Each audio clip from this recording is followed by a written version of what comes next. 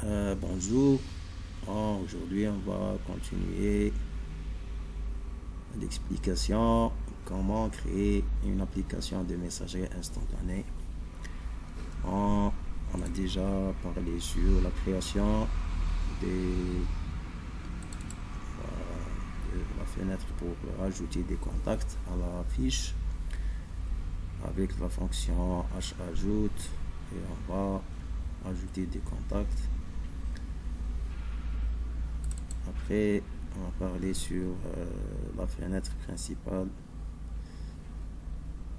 Chaque application contient deux procédures, c'est-à-dire lire et écrire dans la socket, c'est-à-dire pour envoyer des messages en même temps la réception des messages. Et pour cela, on a déjà parlé sur la procédure de l'écoute de requête débit de message. On a parlé sur l'écoute demande de présence. Maintenant, on va voir comment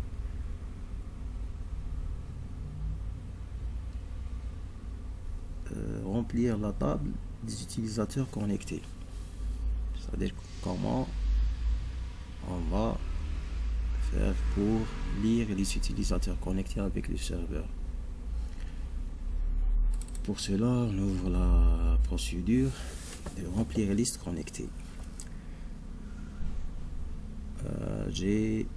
On va décrire une connexion, c'est-à-dire on va faire une description. Moi, j'utilise le nom, ma connexion avec c'est-à-dire ça, j'utilise un mot de passe, un login, admin, et ça c'est-à-dire on va choisir un mot de passe du serveur qui est déjà décrit dans la base. Moi, j'utilise le serveur local. Ça, c'est l'adresse du serveur et le nom de la base de données qui est déjà créé sur le serveur. Après, on va ouvrir la connexion avec la fonction ouvre connexion. On va obtenir un résultat. Cet résultat est une chaîne. Reçoit le nom de la machine, c'est-à-dire hclient.machine. Ça, c'est presque c'est à peu près c'est l'adresse IP de la machine.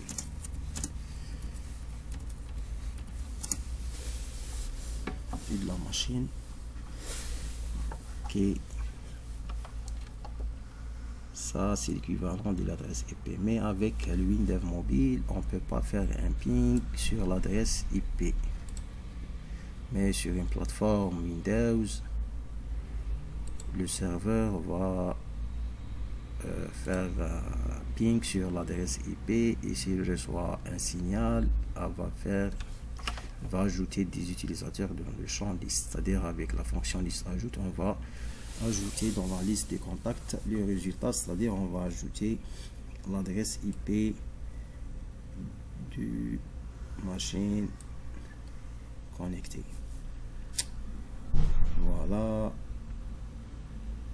Après, on va faire une condition, c'est socket connect, c'est-à-dire si on va connecter avec la socket, ça c'est le nom du socket avec le port. Moi j'utilise ici le port c'est 5010 qui est déjà, on a choisi le 5010 et ça c'est le nom de la machine et c'est, on va dire que c'est à peu près c'est l'adresse IP. Si cette condition est vraie, alors on va exécuter un thread principal. On va exécuter ce thread pour ajouter le contact à la liste des utilisateurs connectés avec une procédure locale interne callback qui cette procédure, on a déjà procédure interne callback. On va faire si liste cherche, on va faire une recherche dans la liste des utilisateurs connectés avec le nom, soit on va changer cette rubrique avec l'adresse IP ou bien le nom, sinon on va faire, c'est-à-dire le nom comme un clé doublant. S'il est égal à -1, c'est-à-dire que la liste est connectée et vide, on ajoute le contact à la liste des connectés. Si ce n'est pas l'utilisateur local, c'est-à-dire c'est l'adresse IP du contact, ou bien ça, on va faire login. Maintenant, on va faire une recherche sur la même rubrique. C'est différent de l'adresse IP du serveur local, alors on va faire avec la fonction liste ajoute, on va ajouter ce contact avec son nom à la liste des utilisateurs connectés. Voilà, ça c'est pour remplir la liste des utilisateurs connectés. Après on va voir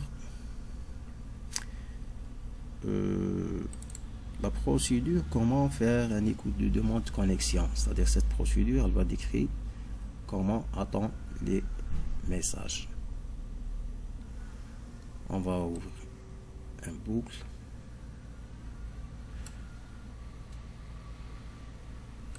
c'est-à-dire